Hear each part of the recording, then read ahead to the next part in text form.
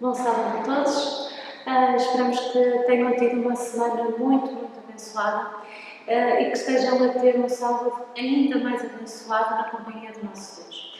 Antes de começarmos a falar sobre a lição desta semana, antes de abrirmos a palavra de Deus, vamos orar para pedir a bênção de Deus por estes momentos. Querido e Santo Deus, louvado sejas pelo teu amor, louvado sejas pela tua misericórdia para cada um de nós, louvado sejas pela tua fidelidade. Queremos agradecer-te muito pela tua palavra, por podermos estudar a tua palavra e neste momento te vimos suplicar que nos inspires, que abras a nossa mente, o nosso coração, para que nós possamos ouvir aquilo que tu tens para nos dizer. Dá-nos sabedoria, dá-nos humildade e ajuda-nos a compreender aquilo que tu queres para as nossas vidas e a aprender a colocar-te sempre em primeiro lugar. Te peço e agradeço em nome de Jesus. Amém. Nós esta semana tivemos a oportunidade de continuar a estudar a Epístola de Tiago. E vamos começar lendo Tiago 1, 22 a 24. Eu vou ler na versão A Bíblia para Todos. Ponham a palavra de Deus em prática e não se contentem com ouvi-la, porque desse modo enganam-se a si mesmos. Aquele que se contenta com ouvir e não põe em prática a palavra é como alguém que se vai ver ao espelho, vê a sua cara, mas mal se volta e esquece logo como é. Nós vivemos numa sociedade, num mundo em que se dá muito valor à imagem. Não há nada de mal em querermos parecer bonitos, em querermos estar bem arranjados, em ter bom aspecto, mas muitas vezes, ao preocuparmos demasiado com a aparência exterior, esquecemos daquilo que é mais importante, que é aquilo que vai cá dentro. Portanto, às vezes envolvemos-nos tanto com a imagem externa, com aquilo que aparentamos para o exterior, que até começamos a construir uma imagem errada de nós próprios. E acabamos por não nos conhecer verdadeiramente. E acabamos por nos tornar vítimas dessa imagem errada que fomos construindo. Pensamos que nos conhecemos, convencemos-nos às vezes que até somos melhores do que os outros, começamos a comparar com eles, a dizer, eu aquilo não fazia, eu se calhar aquilo, nunca na vida ia fazer aquilo, eu sou melhor do que aquele. E começamos a tornar-nos autoconfiantes, começamos a tornar autossuficientes e acabamos por errar redondamente. E é por isso que a lição nos diz que muitas vezes nós nos tornamos o principal inimigo de nós próprios. Muitas vezes nós, ao construir esta imagem errada de nós próprios, nós tornamos o principal obstáculo à operação do Espírito Santo na nossa vida. E a lição fala de dois homens que tiveram este problema nas suas vidas. Fala do jovem rico, em Mateus 19, e de Pedro, quando negou Jesus. Vamos ler Mateus 19, 16 a 22.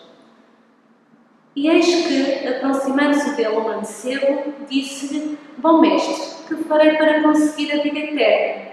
E ele disse-lhe, porque me chamas bom? Não há bom senão um, que é Deus. Se quiseres, porém, entrar na vida, guarda os mandamentos. Disse-lhe ele, quais? E Jesus disse, não matarás, não cometerás adultério, não furtarás, não dirás falso testemunho, honra teu pai e a tua mãe e amarás o teu próximo como a ti mesmo. Disse-lhe o mancebo, tudo isto tenho guardado desde a minha mocidade. Que me falta ainda? Disse-lhe Jesus, se queres ser perfeito, vai, vende tudo o que tens e dá-o aos pobres, e terás um tesouro no céu. E vem e segue. E o mancebo, ouvindo esta palavra, retirou-se triste, porque possuía muitas propriedades. Este jovem rico tinha-se em grande conta. Ele era uma pessoa religiosa, ele achava que cumpria a lei à letra, ele achava que era boa pessoa, provavelmente até melhor do que a maior parte dos seus vizinhos e dos outros jovens da sua idade. E ele veio a Jesus com a ideia de fazer tudo o que fosse necessário para conseguir a vida eterna. Mas quando Jesus lhe perguntou, é mesmo isso que queres? Mesmo? E ele acabou por tomar a consciência que se calhar não queria tanto a vida eterna como ele pensava. E triste, afastou-se. Nós não sabemos o que é que lhe aconteceu, não sabemos se em algum ponto da sua vida ele voltou atrás nesta decisão, mas este jovem tinha-se enganado a si próprio. Ele tinha uma imagem errada de si próprio, mas quando Jesus confrontou com essa imagem e com aquilo que Deus requeria mesmo dele, ele acabou por perder e acabou por virar as costas ao caminho que Jesus lhe estava a indicar. Pedro cometeu o mesmo erro. Vamos ler Mateus 26, 33. Mateus 26, 33 diz o seguinte: mas Pedro, respondendo, disse-lhe: ainda que todos se escandalizem em ti, eu nunca me escandalizarei. Pedro disse isto a Jesus, mesmo antes de Jesus ter sido preso e ter sido entregue para ser morto. E eu acredito que Pedro estava a ser sincero. Ele acreditava mesmo que todos os outros discípulos abandonassem Jesus, que ele se manteria firme, que ele iria até o fim por Jesus, ele procuraria mesmo, ele até morreria por Jesus se fosse necessário. Ele comparou-se com os outros, achou que era melhor que os outros, mas quando chegou a hora H, ele falhou redondamente. E nós não somos diferentes destes dois homens. Estes dois exemplos devem nos fazer refletir e devem nos ajudar a termos uma atitude humilde quando pensamos na nossa relação perante Deus. Como eu disse, nós não sabemos o que aconteceu ao jovem rico. Sabemos que Pedro, depois de ter negado Jesus, ele arrependeu-se amargamente e aprendeu a ser humilde e aprendeu a desconfiar de si próprio e a confiar mais em Deus. Estas duas histórias devem levar-nos a deixar-nos de comparar com os outros e a compararmos unicamente com o modelo perfeito, o único modelo perfeito que é Jesus. Deve-nos levar a sermos desconfiados relativamente a nós próprios, às nossas capacidades e aprender a colocar toda a nossa confiança em Jesus e naquilo que Ele pode fazer por nós. Gostaria agora que lêssemos Mateus 21, 28 a 31. Eu vou ler outra vez na versão A Bíblia para Todos. É uma parábola que Jesus contou. Que vos parece? Um homem tinha 2 filhos. Foi ter com o primeiro e disse-lhe: filho, vai trabalhar hoje para a vinha. Mas ele respondeu: não quero. Depois arrependeu-se e foi. Dirigiu-se também ao outro filho e fez-lhe o mesmo pedido. E ele respondeu: vou sim, senhor, mas não foi. Qual dos dois é que fez a vontade do Pai? E eles responderam: foi o primeiro. Jesus concluiu: pois eu afirmo-vos que os cobradores de impostos e as prostitutas hão de entrar primeiro que vocês no reino de Deus. Esta parábola ilustra mais uma vez como os seres humanos têm tendência a se enganar acerca de si próprios. As pessoas religiosas do tempo de Jesus, aquelas que tinham o conhecimento da palavra de Deus, aquelas que pertenciam ao povo escolhido por Deus, quando finalmente tiveram na sua frente a resposta às suas preces, quando eles tiveram na sua frente o Messias e quando o Messias lhes mostrou qual era a sua vontade, eles chegaram à conclusão que afinal eles não queriam fazer aquilo que Deus queria deles. Pelo contrário, aqueles que não tinham qualquer pretensão religiosa, que eram marginalizados pela sociedade, que eram considerados pecadores, quando foram confrontados com a pregação de João Batista e mais tarde com a pregação de Jesus, acabaram por se arrepender e acabaram por seguir a verdade. Isto aqui esta parábola de Jesus faz-nos mais uma vez refletir que devemos ser muito desconfiados relativamente a nós próprios e devemos procurar conhecer-nos, sermos humildes perante Deus para que Ele nos mostre realmente a nossa própria condição. Mas chamamos a atenção para algo que também nos fala a lição e que já lemos em Tiago 1:22. Em Tiago 22 dizia: ponham uma palavra de Deus em prática e não se contentem com ouvi-la, porque desse modo enganam-se a si mesmos. Não basta ouvir, Não basta sequer conhecer. É preciso colocar em prática aquilo que ouvimos, é preciso colocar em prática aquilo que conhecemos. Imaginem que vão passar as férias numa ilha paradisíaca e estão na praia e ouvem um alerta pela rádio, um alerta de tsunami. Ouvem um alerta, mas ficam exatamente no mesmo sítio, ficam na praia como se não tivessem ouvido nada. Adianta de alguma coisa terem ouvido o alerta? Adianta de alguma coisa terem o conhecimento de que vai haver um tsunami? Claro que não. Nós temos que ouvir, temos que tomar conhecimento, mas temos que agir conforme. E neste caso, teríamos que fugir e procurar abrigo. É importante realmente nós ouvirmos, conhecermos, mas depois praticarmos. E este é um tema que nos aparece vez após vez nas Escrituras. Vamos ler Romanos 2,13. Paulo, em Romanos 2,13, eu vou ler outra vez na versão A Bíblia para Todos, diz o seguinte: pois não é por conhecerem a lei que as pessoas se tornam justas diante de Deus, mas são justificadas por fazerem o que a lei manda. E Jesus também falou sobre este assunto várias vezes. Em Mateus 7, 24 a 27, outra parábola que ele contou, ele vai frisar este ponto. Diz assim: todo aquele, pois, que escuta estas minhas palavras e as pratica, assemelhá-lo-ei ao homem prudente que edificou a sua casa sobre a rocha. E desceu a chuva, e correram os rios, e assopraram os ventos, e combateram aquela casa, e não caiu, porque estava edificada sobre a rocha. E aquele que ouve estas minhas palavras e não as cumpre, compará-lo-ei ao homem insensato que edificou a sua casa sobre a areia. E desceu a chuva, e correram os rios, e assopraram os ventos, e combateram aquela casa, e caiu, e foi grande a sua queda. Qual é a diferença entre o homem prudente e o homem insensato? Ambos ouvem as mesmas coisas, provavelmente os materiais que utilizaram para construir a casa foram os mesmos, as casas foram sujeitas às mesmas condições, mas o homem prudente pratica o que ouve e o homem insensato ouve e não pratica aquilo que ouve.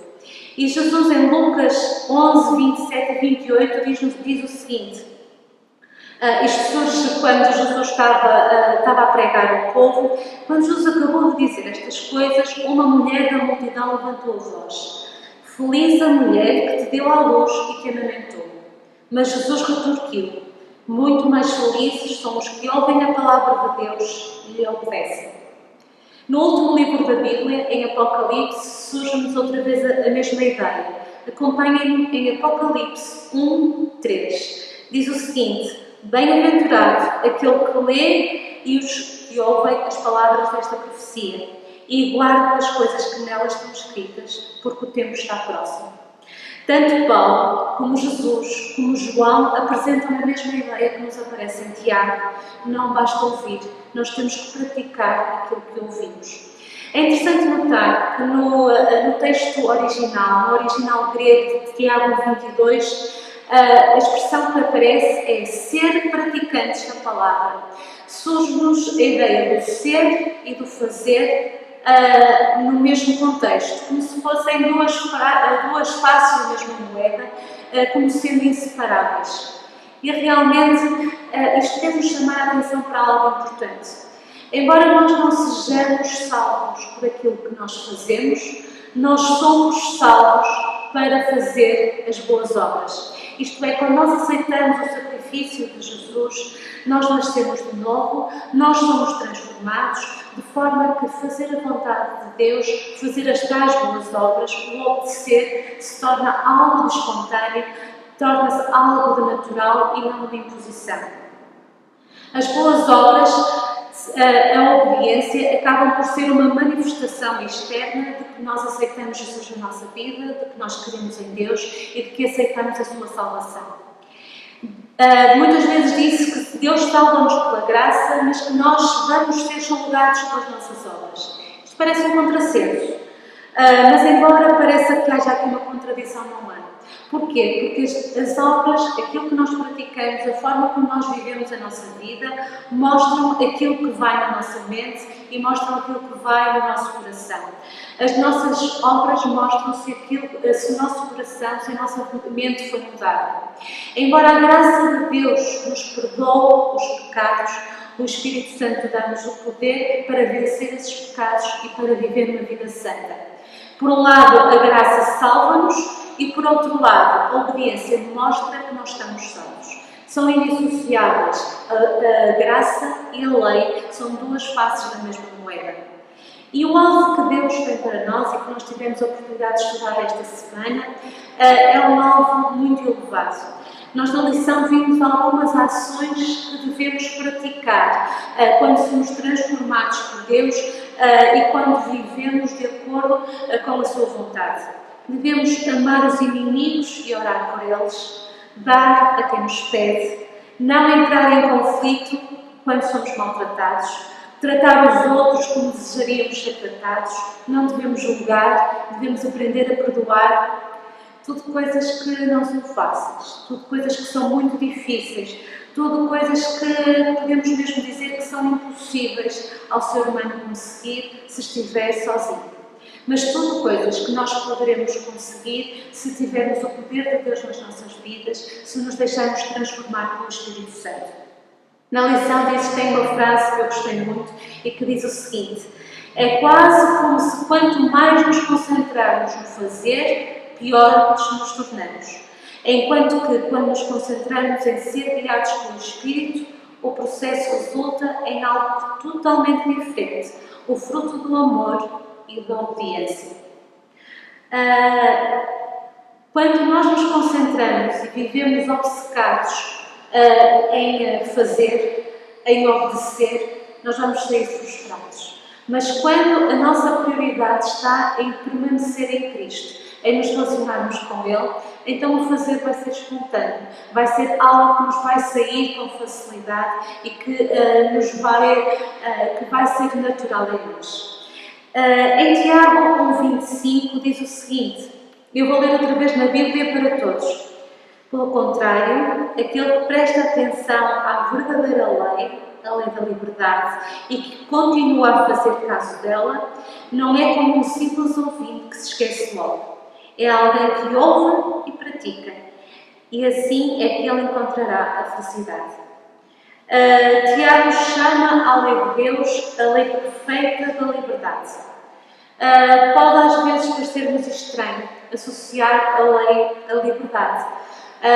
Muitas vezes associamos a lei à restrição, a coisas que nós não podemos fazer. E a maior parte dos cristãos não se sente muito confortável quando se fala em lei. Ou porque associam a lei realmente a coisas que nos são restritas, ou associam a lei a uma série de proibições, ou então porque começam logo a pensar em legalismo, porque muitos procuram a salvação através do cumprimento da lei, através das boas obras, e portanto, aqueles que acreditam na salvação pela graça, somente pela graça, ficam escandalizados quando se fala em lei e procuram logo desvalorizar a lei. Acabam muitas vezes até por dizer que a lei foi abolida pela graça. O grande problema, e o grande problema com a maioria dos cristãos, é que não entendem a função da lei. A função da lei não é salvar, nunca foi, mas o de apontar o caminho para a salvação. A lei mostra-nos qual é o ideal de Deus, é como um espelho. Um espelho, quando nós bem acordamos e colocamos-nos em frente ao espelho, o espelho pode mostrar que nós estamos despenteados, mas ele não nos pode pentear. Da mesma forma, a lei mostra a nossa condição, mostra-nos que somos pecadores, mas não nos pode perdoar, mas não nos pode salvar. E nenhum ser humano se pode salvar pelo cumprimento da lei. Porquê? Mesmo a própria Bíblia nos diz, todos pecaram. Todos os seres humanos pecaram alguma vez na sua vida e, portanto, não há nenhum ser humano que nunca tenha pecado e que, portanto, possa ser salvo pelo cumprimento da lei. E quando tentamos isso, quando tentamos, através do cumprimento da lei, de fazer as coisas que estão certas, quando tentamos fazer essas coisas para nos salvarmos, Vamos, mais tarde ou mais cedo, vamos ficar frustrados porque não conseguimos, vamos nos sentir infelizes, vamos sentir que estamos privados da nossa liberdade, porque é impossível ao ser humano obedecer de uma forma perfeita à lei de Deus, e quando tenta fazê-lo, a lei acaba por se tornar um fardo. Pelo contrário, quando nós aceitamos a salvação que Jesus nos oferece, quando nós experimentamos a operação do Espírito Santo nas nossas vidas, quando nós nascemos de novo, quando nós somos transformados, o cumprir a lei vai ser um resultado natural disso. Vai ser algo que não vai ser espontâneo, vai ser algo que nos vai dar prazer, vai ser algo que nos vai fazer felizes. A obediência que nós vamos nessa altura exercer não vai ser a causa da nossa salvação, mas vai ser a consequência de nós estarmos salvos pelos méritos de Jesus. E a lei nessa situação vai ser uma lei da liberdade, porque vai nos mostrar o caminho para a libertação daquilo que nos subjuga realmente, que é o pecado. E o cumprimento e a questão da lei faz-nos lembrar, e é uma forma de Deus nos mostrar, que a religião que Ele nos propõe não é uma religião teórica, não é uma religião só de conhecer, é uma religião essencialmente prática. Deus quer que nós sejamos úteis neste mundo. O nosso exemplo perfeito, que já falamos há um bocadinho, Jesus, viveu neste mundo uma vida útil, uma vida de serviço. Ele fez a diferença onde quer que passasse. Vamos ler em Tiago 1, 26 e 27. Se alguém entre vós cuida ser religioso e não refreia a sua língua, antes engana o seu coração, a religião desse é vã. A religião pura e imaculada para com Deus, o Pai, é esta: visitar os órfãos e as viúvas nas suas tribulações e guardar-se da corrupção do mundo. Vamos também ler em Romanos 12, 9 a 18. Que o vosso amor seja sincero. Detestem o mal e pratiquem o bem. Amem-se como irmãos e ponham os outros sempre em primeiro lugar. Trabalhem e não sejam preguiçosos. Sirvam o Senhor com dedicação e fervor. Sejam alegres na esperança que têm. Tenham coragem nos sofrimentos e nunca deixem a oração. Repartam com os crentes necessitados e recebam bem os que procuram hospitalidade. Peçam a Deus que abençoe aqueles que vos tratam mal. Peçam para eles bênçãos e não maldições. Alegrem-se com os que estão alegres e chorem com os que choram. Vivam em harmonia de sentimentos. Não procurem honrarias, mas aceitem as ocupações mais humildes. Não se envaideçam com aquilo que sabem. Não paguem o mal com o mal. Procurem antes fazer o bem diante de todos. Façam tudo o que for possível da vossa parte para viverem em paz com toda a gente. Como lemos nestes textos, viver um cristianismo prático que faz a diferença neste mundo é saber controlar a nossa língua. Nós falámos isto na lição de semana passada. Tiago aqui fala mais uma vez na questão de sabermos controlar aquilo que dizemos. Sabermos ouvir mais, como falámos na lição de semana passada, ouvir mais e falar menos. E termos muito cuidado com as palavras que saem da nossa boca, para que sejam sempre palavras construtivas e sejam sempre palavras que possam fazer a diferença para o bem na vida dos outros.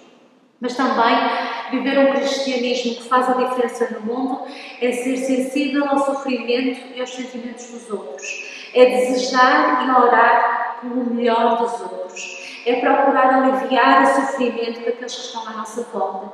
É ser hospitaleiro, é amar os outros, é ser trabalhador, é ser uma pessoa de paz, viver em paz com os outros. É isto que Deus pede de nós, e se nós formos pelo seu poder viver isto nas nossas vidas, podem ter a certeza que por mais humilde que seja a nossa profissão, por mais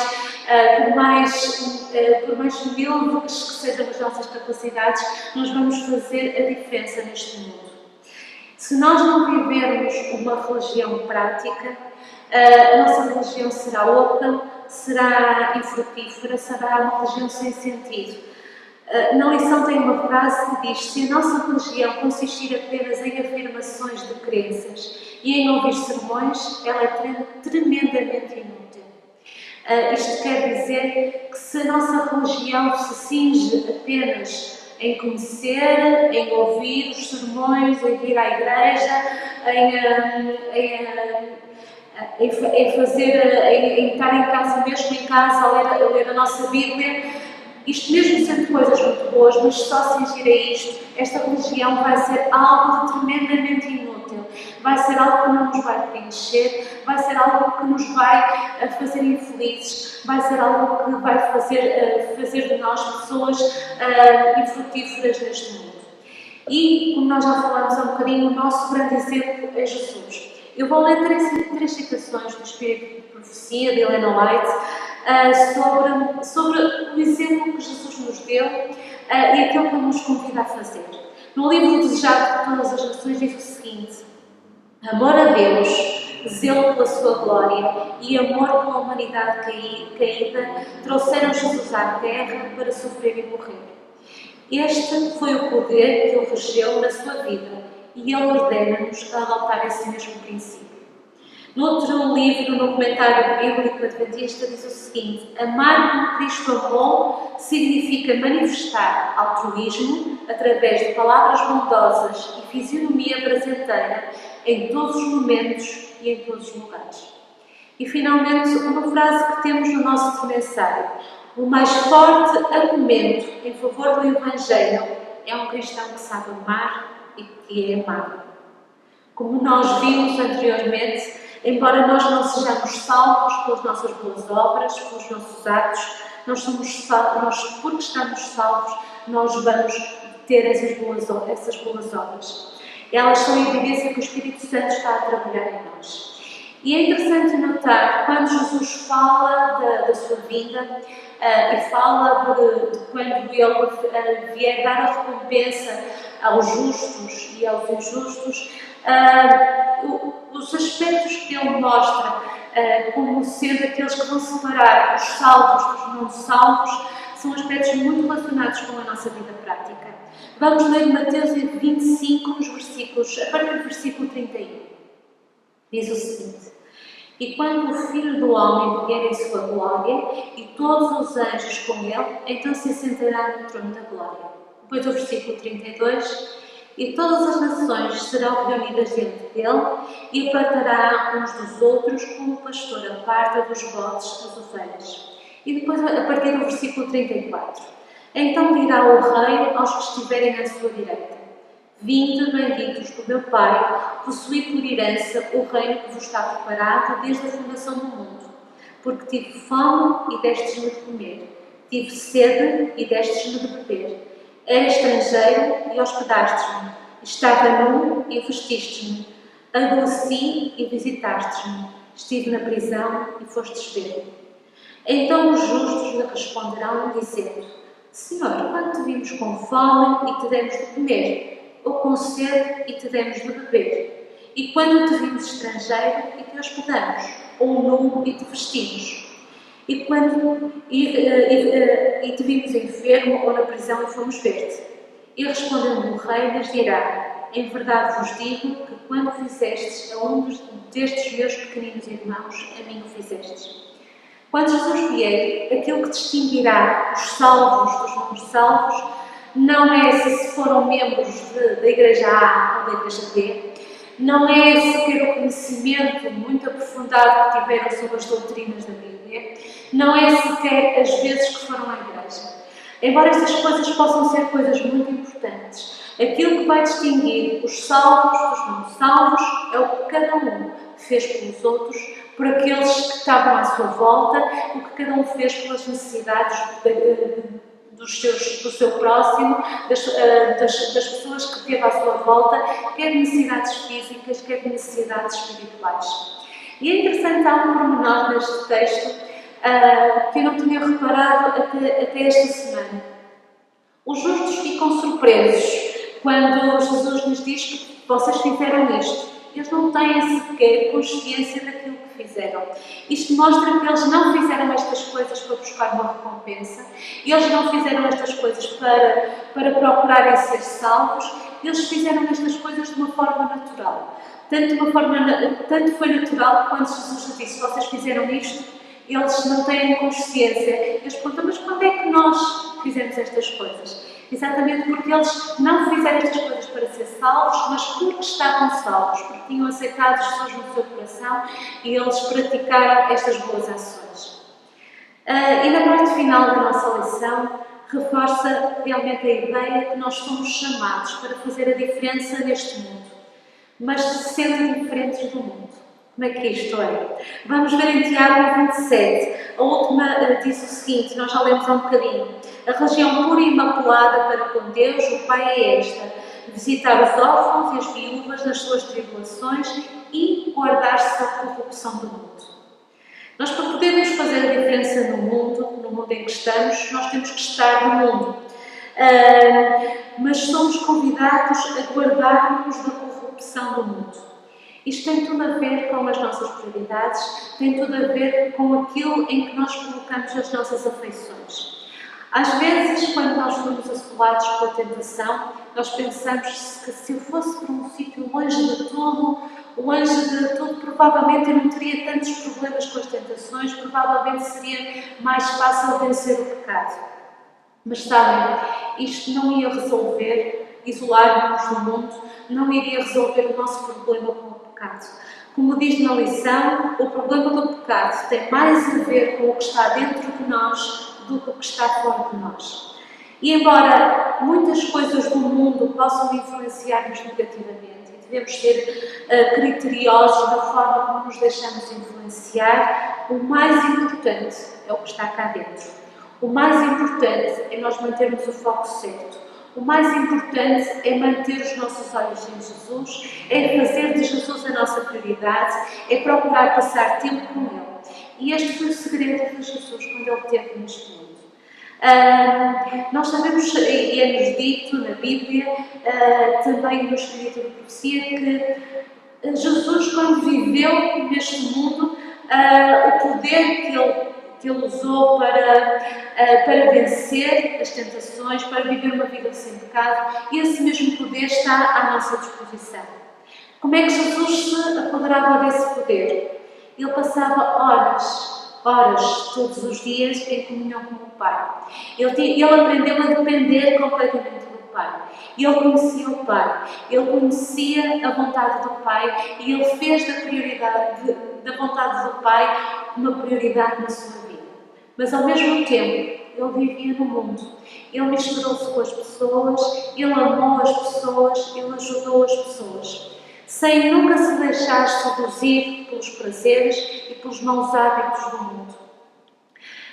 Nós conhecemos todo o texto de São João 3,16, porque Deus amou o mundo de tal maneira que deu o seu Filho unigênito para todo aquele que nele crê, não pereça, mas tenha a vida eterna. Deus amou o mundo, Deus ama o mundo, as pessoas que estão no mundo. E nós temos que aprender a amar. No texto que eu li um bocadinho de Ellen White, dizia: quem ama a Jesus, ama também aqueles por quem Ele deu a vida. E, portanto, nós temos que aprender isto, a amar as pessoas, por quem Jesus também deu a vida, procurando servi-las, procurando ajudá-las, mas aprender a não amar as coisas do mundo, a não amar os seus prazeres, os seus maus hábitos, todas aquelas coisas que existem neste mundo e que nos procuram fazer afastar de Deus. O verso áureo da lição da Escola Sabatina de há 2 semanas atrás era Hebreus 12:2 e dizia que nós devemos manter o nosso olhar fixo em Jesus. E é este o segredo: manter os olhos em Jesus, procurar a cada dia estar com Ele, procurar a cada dia ouvi-lo. E se nós fizermos isto, e esta é a nossa parte é manter-nos em comunhão com Ele, nós vamos ser transformados. O Espírito Santo vai nos capacitar a obedecer. Obedecer não será um fardo, será um prazer, será algo que nos sairá de forma natural. Nós iremos nos tornar, como vimos na lição desta semana, pessoas úteis neste mundo, faremos a diferença, seja na nossa família, seja no local onde trabalhamos, seja no local onde estudamos, por mais humilde que seja a nossa posição, o nosso trabalho. Se nós permitirmos que Deus trabalhe através de nós vamos poder fazer a diferença neste mundo. E vamos, de uma forma natural, amar as pessoas, mesmo aqueles que nos fazem mal, mesmo aqueles que não nos apreciam, mesmo aqueles que às vezes nos dizem coisas que nos fazem tristes, nós vamos aprender a amar, nós vamos aprender a procurar ser uma bênção para essas pessoas e vamos assim conseguir fazer a diferença, amando o mundo, mas tendo sempre os olhos fixos em Jesus. Vamos ter a consciência que, embora estando neste mundo, nós não lhe pertencemos. Porquê? Porque a nossa pátria está no céu. Aquilo que nós mais almejamos é um dia estar no céu com o nosso Jesus e vamos sentir que somos peregrinos nesta terra, que estamos aqui de passagem, procurando ser, neste momento de passagem, ser um instrumento nas mãos de Deus, mas que um dia a nossa vida plena será no céu. Nós, na próxima semana, vamos ter a oportunidade de continuar a estudar a Epístola de Tiago e vamos aprofundar esta questão da lei, qual é o papel da lei na nossa caminhada para o céu e também a importância do amor no cumprimento da lei. É importante que o cumprimento da lei, que tem valor perante Deus, é um cumprimento que é baseado no amor a Deus e no amor ao nosso próximo. Eu ia agora sugerir que pudéssemos orar, pedindo a Deus que nos possa abençoar e que nos possa ajudar a podermos, na nossa vida, permitir que Ele nos transforme e tornar-nos um instrumento nas Suas mãos. Querido Deus, queremos agradecer-te muito pelas verdades maravilhosas que trazes até nós. Queremos agradecer-te a tua misericórdia, queremos agradecer-te o teu amor, a tua paciência para connosco. Neste momento te queremos pedir que nos cubras com a justiça de Cristo, que nos ajudes a aceitar a cada dia aquilo que nos ofereces, a tua salvação, e que nos possas transformar de forma que nós possamos, porque estamos salvos, porque permitimos que o Espírito Santo trabalhe em nós possamos obedecer-te de uma forma espontânea, de uma forma que nos traga prazer e que nos traga felicidade. Ajuda-nos a fazer a diferença neste mundo, ajuda-nos a amar aqueles que estão à nossa volta e ajuda-nos a fazer tudo o que está ao nosso alcance para podermos ser uma bênção para eles. Te pedimos e agradecemos em nome de Jesus. Amém. Um bom sábado a todos.